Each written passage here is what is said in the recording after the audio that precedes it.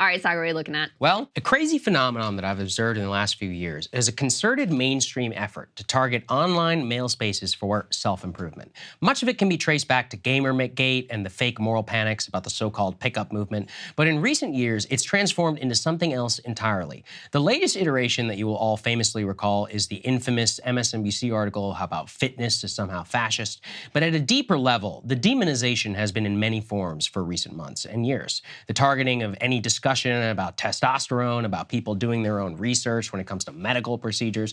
My personal favorite latest, it recommends that people eat less protein because it goes against what the US government recommends on nutrition. The tilt to all of it is a fear of self-discovery, self-mastery, and self-improvement, mostly by men who are eschewing official recommendations by medicine and government. The latest and the most shocking attack on this front occurred a few days ago by NPR, which ran a hit piece on a community of men online who are dedicated to shunning pornography and spreading the concern about its widespread usage of young men.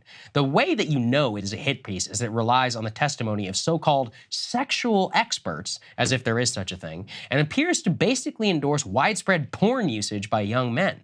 They write, quote, "Many researchers and sex therapists worry that the online communities that have formed in response to fears often endorse inaccurate medical information, exacerbate mental health problems, and in some cases overlap with extremist and hate groups." Extremists and hate groups? My God. So, by the way, if you're wondering what those ties are, the NPR reporter relies on Reddit users making jokes in comments about the Illuminati and global elite, as well as an alleged anti-feminist bent to caution around pornography. But what actually shocked me about the piece is not that it ran, but what I found out from one of the organizers behind the movement and how this piece fits into a concerted and multi-billion-dollar effort in recent months by pornography companies to demonize men who are trying their best to stay away from them and institute guardrails for teenagers. Much of the machinery behind this story appears to have been orchestrated by the so-called free speech coalition in the United States. These so-called sex expert and the urologist who are quoted in the story both either have ties to the porn industry or have been supporters in the past. In fact, when I spoke to a person involved in the so-called no Fap movement who worked with NPR on the story, they revealed to me that NPR did not reach out to many of the people that they recommended they reach out to who have been positively impacted from abstaining from pornography. They instead decided to highlight a few examples of their own, only one who spoke positively, and including two who said that they were no longer followers of the movement. By the way, as evidence for one of their former adherents who is now healthy, they pointed out to an individual who previously had ditched pornography, now consumes pornography regularly, and indulges in a cross-dressing fetish. According to them, that is supposedly healthy and cool, while ditching pornography is bad. Those that I spoke with at NoFap also notified me that NPR was provided with a list of 22 separate urologists that they could interview who would support their health claims. Their NPR instead interviewed their own, who, as I said, is a verified friend of the pornography industry. None of this is happening in a vacuum. Much of it is tied directly to a recent government action that is attempting to put age limitations on pornography usage. In the last year, 8 states have now enacted legislation requiring porn companies to verify the age of users attempting to access their content. This has caused major showdowns now between Pornhub and its affiliates with these states, in some cases who are resulting blocking access in states entirely who enact this legislation. The law is very simple. Any website which has more than 1/3 of its content classified as adult must verify that the users are over the age of 18. Naturally, the porn companies are freaking out about this new legislation because they rely on hooking teenagers as early as possible and keeping them as lifetime customers. Now, you may say that I'm stupid and that teenagers will seek out porn if there's a law or not, and you are probably right. But does that stop us from having drinking age verification when you order liquor online or when you buy nicotine products? No. We recognize as a society, while some may seek harmful substances, or in this case, content, outside the law, the purpose of the law is to try and protect children wherever possible. This is not, and I repeat, not a substitute for parenting. It is an effort by states to protect children from what we used to recognize as something that's harmful. The NPR article purpose is simple. Concerns about pornography are unfounded. If they're unfounded, then age verification laws, which states are rushing to adopt, are bad. You could call me a prude if you wish, but ask yourself, why is it all that controversial when every person who's ever seen a child interact with an iPad can instantly recognize we are in uncharted territory with the nature of addictive nature of today's technology? I write this as secular and non-extremist who has long been concerned about the unchecked power of the porn industry in the United States. I don't think they should be banned. I believe adults can make choices for themselves. But I do certainly believe that the media should speak up for those who find themselves at the mercy of these forces, working to keep them weak rather than as a defender of them. So I'm curious what you think, Krystal, after all of that. I thought the way that it was written was absolutely, I think there's a way that you could have written it where you could have given more of a balanced approach, but the way that it was, the people who they highlighted and all of that, the ties were just so clear to me, especially when I spoke with the guys who were a target of this. They were like, we tried to work with her. She was not giving us a single chance. They didn't reach out to any of the people we spoke to. It was like a completely unidirectional. It's like when you set out to write a story that you want the headline to be, and then you just rely on the people for that. But I find your monologue, I'm just going to, a little confusing, because the overwhelming part of the article had nothing to do with porn. It was about masturbation. It was about these these groups like NoFap, which, you guys probably know what that means. Google it if you want to. Which are all about telling men the solution to their problems is to never masturbate.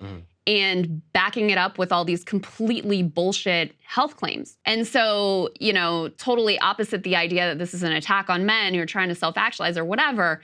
I see it more as an attack on these people who are trying to take advantage of men and lie to them and add more stress to their lives. I mean, they interview people who are like, yeah, I thought that, if I did this 90-day no masturbation cleanse, then all my problems would be solved. And instead, I just ended up with more problems because I was so constantly stressed out about trying to figure out how not to jerk off, basically. So I just found it kind of strange that was your takeaway when porn was very incidental to this very long piece. The reason why is that the NoFap, first of all, NoFap, whatever. This is hilarious to talk about. I mean, these are grifters. These are grifters who are lying to dudes. But that's a legitimate target. That is not actually what the organization is based on. The organization is not based on masturbation or. But it's called NoFap. No. It seems like what it's about. It traces back to Your Brain on Porn, which is the original website, and the movement overall, which is dynamically is targeted to keeping people away from pornography. There are many schools of the whole no masturbation, semen retention, all this other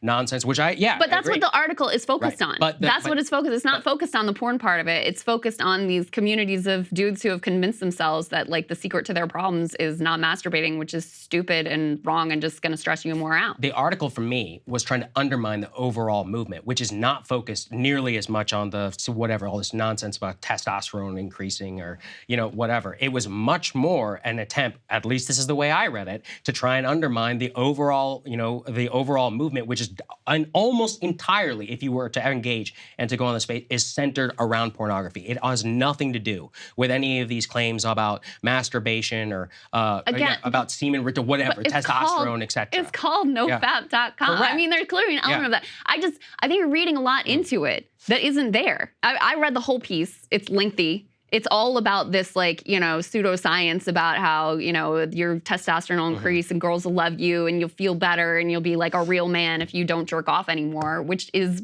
predatory. That's predatory to men. So I just viewed it through the total opposite lens of it didn't really take a position on pro-pornography or anti-pornography. That was incidental to the whole thing. I don't think that's true, because if you look at the quote-unquote survivors and the people who are no longer adherents, all of them talk about consumption of pornography. Because again, pornography is the one that is upstream of this entire discussion. Well, what they say it has nothing to do with many of the look, like I said, nofap.com and all of that. The vast majority of the content is not focused about what we're talking about here. It is all about pornography. Now, the people I spoke to have been under attack now for years by the porn industry, largely because they understand that any abstention from masturbation or sexual behavior or whatever is itself obviously an attack on the porn industry. And I don't think it's an accident that it happens whenever the North Carolina law, Virginia, where we both live, both considering legislation on this. There are actually 14 now states that are thinking about adopting this. It's all happened in the last several months. for me, though, again, the way I read it, and I thought it was telling that they focus on pornography amongst the quote unquote survivors of the survivors or whatever of this thing, is that they're trying to make a straw man of a claim and of a movement, which is not the vast majority of people who are engaging with this type of content. But here's the thing. I mean, again, when I read it, the parts where they talk about pornography, I think is also makes a lot of sense of basically like, you know, these people had been convinced that like all pornography, you have to completely abstain and you have an addiction if you're watching porn like once a week or once a month or whatever. And that was adding a lot of shame and pressure to their lives that didn't belong. So I don't see anything nefarious in that. Well, I mean, look, it depends. More what I would say is like, if we can have again, I'm a secular person. I got no Christian undertones to all of us, but I think we, you know, at least when we use our phone, at least when we use any sort of technology that we can understand as addictive, alcohol, anything, we can see at the beginning from the outset, we're like, this is a trade-off. I don't think that is baked into teenagers and others, especially men who are well into their 30s, 40s now, who have grown up on the internet. The norms and all of the other things that people have internalized around things that are harmful, that does not exist with pornography. And I think that's what most of the no-fap, quote-unquote, movement, people online, people on Instagram and others who talk about this are trying to get into people's heads. So for me, like, this is way less, whatever this is, I think is a very, very small part of abstention from pornography movement, which is widespread, increasingly taking off, and I hope it continues to do so for people who are young, and is a straw man to try and target them to seem as freaks and weirdos, where in my opinion, it is much more freakish and weird to celebrate like widespread pornography usage, and again, to come after and to advocate for legislation, which is what the people who are quoted in this article believe in, is you shouldn't have age verification. If you do outside research. That's not even a part of the article. No, the age verification thing isn't even in there. I mean, that's not even an argument that's being made here, but I think it is entirely appropriate to expose basically predator grifters who are lying to dudes about, you know, some solution that is just going to create more stress, some quote-unquote solution which is only going to create more stress and anxiety in their lives. I think that's an entirely appropriate, like, lane to investigate.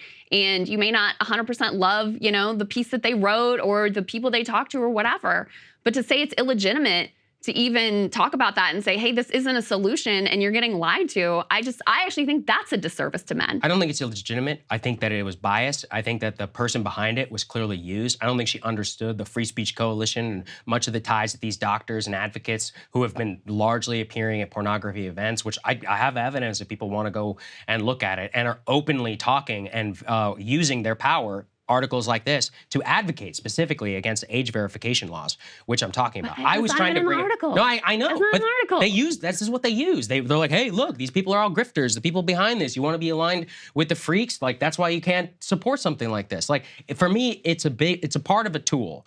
It's the same way as if you look at the past, like the fitness is a fascist article that we infamously remember from MSNBC. That whole article was about how some Nazis or whatever like fitness. I mean, sure, is that a legitimate point? Yeah. But what's the subtext? Like, what are they trying to say? Is that gym obsession and all of this is hyper-masculine, can have ties, quote unquote, to right-wing movements, and is coded as bad? I'm reading this in the same like social commentary. That's not what the article set out to do. I don't think, I think you're reading too much into it. Maybe I'm crazy. I mean, this reporter's not responsible for that piece, right? This person is writing their own thing about something they seem, you know, is provably harmful to men. And like I said, I think that is a service to men to say, hey, this is a pack of lies, and ending your days of jerking off is, first of all, you're not going to be able to accomplish it. And second of all, it's only going to create more stress in your life and is not any sort of a solution for whatever problems you might actually be facing. I think you're being charitable, and maybe that's good. Maybe I'm too much of a conspiracy theorist here. For me, it's a matter of emphasis. It's a matter of where the quote-unquote medical establishment falls down on what's good and what's not. And then in general, it's like, we're really going to be policing the thought of a small segment of an overall hundreds of thousands of people who are online who, again, we're talking about policing Reddit comments inside of threads, as opposed to the overwhelming thing is just, hey, stay away from porn. This is a whole organization that's set up, dedicated to like go on this 90-day no masturbation like cleanse situation. But I don't know. A huge part of that is about being away from pornography, and it's specifically about resetting your relationship to technology and addiction. That's not what this article is really. Pornography is so incidental to this, and the age verification thing isn't here whatsoever. So I just think you've concocted like an elaborate elaborate conspiracy that isn't there in terms of what's actually in the article. We'll see, Krystal. We'll see. When they use one of these articles in a state legislature to argue against the laws, I think I'll be proven. Well, and I also have issues with the idea of everybody having to upload their driver's license before they jerk off. It's not a, let me not put that driver's on the license either. record as well. Okay, well, we could talk about that another day. All right, guys, as you can see, we enjoy having our fun debates here. There were quite a few, right? Last couple of days. It's been spirited lately. Good for Breaking Points, I think. You guys can support us at breakingpoints.com, and we've got the RFK Jr. focus group, which is coming up, which will, again, be exclusively available. Other than that, we will see you all later. Hey, guys, if you enjoyed seeing us react to each other's monologues, make sure you subscribe so that you can see our reactions to every single piece of commentary. That's right. Go to breakingpoints.com, become a premium subscriber today.